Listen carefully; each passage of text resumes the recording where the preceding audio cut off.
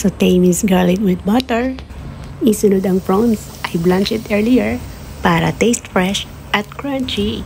Mabilis ang pag-isa lang ito. At least mag-turn darker ang prawns. Then set aside. 100 grams of butter. Hayaang matunaw halfway. At ilagay ang minced garlic. Isunod ang cornflakes.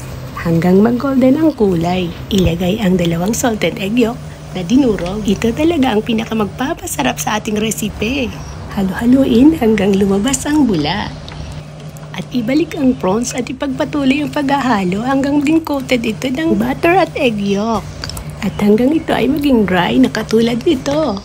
Lagyan ng konting black pepper. Haluin ng bahagya at ilagay sa serving plate. Hindi ka ba naman matatakam dito? Eto nga't di na ako makapaghintay. Try nyo rin guys. Please like, share, and subscribe for more videos. See you soon with my new recipe. Thank you for watching. God bless.